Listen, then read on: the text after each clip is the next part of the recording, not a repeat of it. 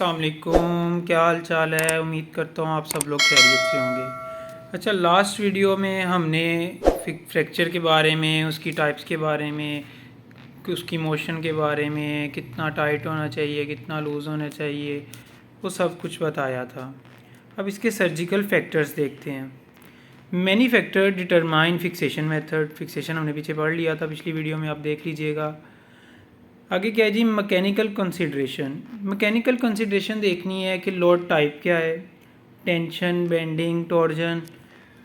जैसे कि एक बोन ब्रेक हुई हुई है, जब इसको फिक्स करना है, अक्सर हम देखते हैं कि अगर सही से ना लगी हो, अगर कोई अनाड़ी लगाए डॉक्टर सर्जन, तो थोड़ी ट्विस्ट हो जाती है, जिसको हम टॉर्जन भी कहते हैं। बेंडिंग, कोई बेंड हो जाए या उस पर टेंशन ज़्यादा आ जाए, इन सबको देखना होता है। ठीक है। आगे मैग्नीट्यूड, कितना उसकी लेंथ है। आगे नंबर ऑफ लोड, कितना लोड है, कितनी फटीक है। ठीक है। Patient consideration. पेशेंट कंसिडरेशन में देखना है कि बोन की क्वालिटी कैसी है। ठीक है। लाइक जो हमारी फीमर बोन है वो थोड़ी स्ट्रॉन्ग होती है, उसको इस हिसाब से डील करना है। उसी तरह हमारी जो रेडियस बोन है उसको उस हिसाब से देखना है। ठीक है। दूसरा जो इसमें पॉइंट है वो है जी सर्जिकल कंसिडरेशन। जो सर्जन होता है वो सारा कुछ इन चीज़ों को देखता है। जो एक्सपोजर लेवल है, स्कैरिंग मीन कितना ज़ख्म खुला हुआ है, वस्कुलर कंप्रोमाइज़। जब हम करना है तो उसमें देखते हैं कि जी जो ब्लड वेसल्स है उन सबको देखना है। ठीक है। Device adequately fit with in soft tissue. जो डिवाइस है वो सॉफ्ट टिश्यू के साथ फिट करनी है। ठीक है। Neurovascular structure at risk. जब भी हम किस चीज़ को ज़ाहिर है फिक्स करना है तो उससे जो नर्व होती है, जो नर्व वाला सिस्टम होता है, नर्वस सिस्टम, वो भी डैमेज होता है, और वस्कुलर सिस्टम जो है वो भी डैमेज हो जाता है। ठीक है। Nature of injury and amount of soft tissue damage, इसको देखना है। Evaluation of fixation strength. ठीक है। अब इसमें एक्सपेरिमेंट क्या है जी, can be done with cadaver bone with actual implant. Cadaver bone mean कोई भी बोन ले लेनी है, उसका जैसे हम टिबिया ले लेते हैं, टिबिया की चूँकि इस पर वेट बेरिंग नहीं ना है, तो टिबिया का कुछ थोड़ा सा पार्ट ग्राफ्ट करके हम एक्चुअल जो इम्प्लांट है वहाँ पे लगा देते हैं। ठीक है। आगे क्या है जी, डिफ़िकल्टी ऑफ सच टेस्टिंग। ठीक है। In adequately stimulating test model, cyclic force on device. जो साइक्लिक फोर्स है जो मॉडल के ऊपर, जो भी हमने जो इसकी फिक्सेशन स्ट्रेंथ जो है उसको एवेलुएट करना है। आगे क्या है जी, lack of stimulating biological repair process direct act to stabilise fixation over time. ठीक है। आगे क्या है जी, computer modelling, finite element study. आगे क्लिनिकल ट्रायल्स। ठीक है। Fixation devices and method. Devices कौन कौन सी होती हैं जी, सबसे पहले इसकी टाइप्स देखते हैं। Wires, staples, pin, plate, screws. इसमें मटेरियल कौन कौन सा यूज़ होता है, stainless steel, titanium alloy, copper, chromium alloy. Alloy होता है जो मिक्सर होता है, जिसमें इसमें थोड़े से स्मॉल पार्टिकल्स दूसरी चीज़ के यूज़ करते हैं ताकि इस पर कोई रस्ट ना आ जाए। एडवांटेज और डिसएडवांटेज क्या होता है जी, इस पर डिसएडवांटेज पहले, सबसे पहले तो ये स्ट्रेंथ मॉडुलस स्टिफ हो जाती है। ठीक है। आगे क्या है जी, क्रोजन रेजिस्टेंस, जो कि जंग ना लग जाए उससे बचा रहता है जो हम कोई भी डिवाइस यूज़ करते हैं, कोई भी वायर यूज़ करते हैं। ठीक है। ये आगे मैं देखता हूँ कौन कौन सी वायर कैसे कैसे यूज़ होनी है। ठीक है। ईज़ ऑफ इमेजिंग है, जब हम फ्रैक्चर का ट्रीटमेंट कर रहे होते हैं तब सामने एमआरआई, एक्सरे वगैरह सारी मशीनें चल रही होती हैं। ठीक है। तो इमेजिंग देखने में काफ़ी हेल्प हो जाती है। Racing between healing bone and fracture. इसका मतलब ये है कि जितना हम बोन को हील ज़्यादा जल्दी करवाएंगे उतना ही फ्रैक्चर जल्दी टाइम में रिकवर हो जाएगा। ठीक है। जितना बोन की हीलिंग को स्लो डाउन करेंगे उतना ही फ्रैक्चर देर से रिकवर होगा। ठीक है। इन दोनों के दरमियान रेस होती है। Biodegradable polymers, polylactic acid. ठीक है। ये मेटल से फ्लेक्सिबल होता है। Greater load bearing by healing fracture.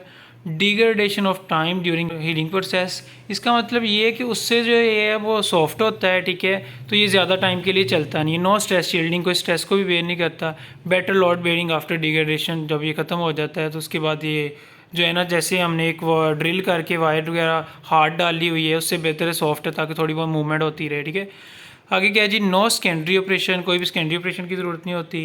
But problem still exist with degradation time and mechanical strength. वही बात होगी, जो डिग्रेडेशन टाइम है इसका वो बिल्कुल कम होता है। ठीक है। और इसकी स्ट्रेंथ भी कम होती है।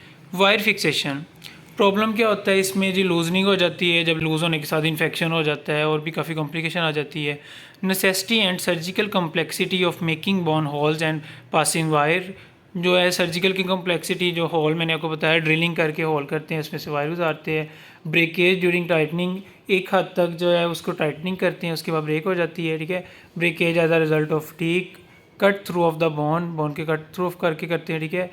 कंप्रोमाइज पोरियोस्टियल ब्लड सप्लाई, कोई भी ब्लड सप्लाई इसकी वजह से रुक जाती है, ठीक है। Recent development with wiring instrument और स्टेपल्स, ठीक है।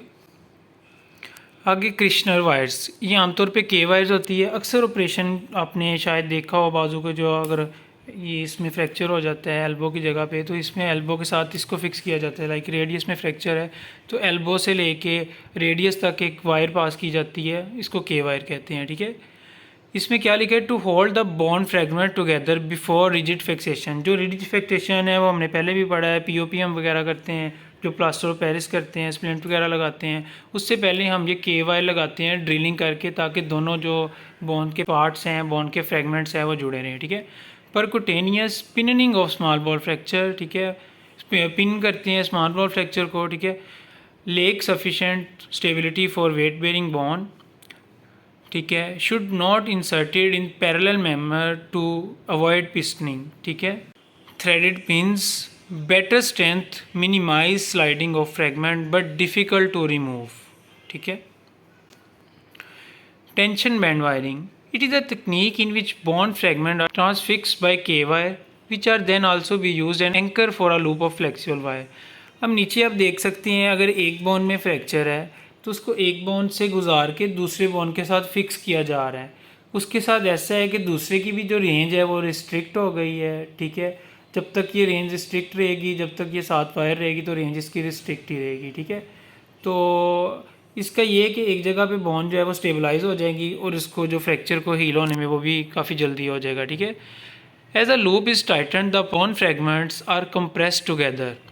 Fracture of knee cam and conical process of elbow are commonly treated by this method. ये मैंने आपको पहले भी बता दिया है, ठीक है, कि एल्बो पे लगाते हैं, नी पे लगाते हैं, उसके फ्रैक्चर में ये फिंगर भी अभी मैं आपको नीचे दिख रहा होगा, वहाँ पे भी लगाई हुई है, और दूसरी फिंगर को साथ स्टेबलाइजेशन के लिए यूज़ किया गया है। आगे क्या है जी, एक्सटेंसिंग फैक्टर, बॉन्ड की क्वालिटी कैसी है, टाइप, स्क्रू इंसर्शन, ओरिएंटेशन, किस तरह से हम स्क्रू को इंसर्ट कर रहे हैं। इसकी टू बेसिकली टाइप है। कैंसिलस, कैंसिलस क्या होता है, लॉन्गर पिच होती है, higher ratio of outer thread diameter to body diameter. Cortical cancellous lag, no thread in the proximal region, larger diameter, ठीक है। ये तीसरे वाली फिगर में देखें, उन्होंने लैग वाला बताया कि पहले कोई भी थ्रेड नहीं, थ्रेड मैंने आपको बताया ये जो छल्ले छल्ले रिंग से होते हैं ना, ये सारा कुछ होता है, ठीक है। तो लेकिन एंड पे जाके इसका डायमीटर जो है वो ज़्यादा हो जाता है। बस यही आपका आज का था, आगे अगले लेक्चर में पढ़ेंगे, ठीक है।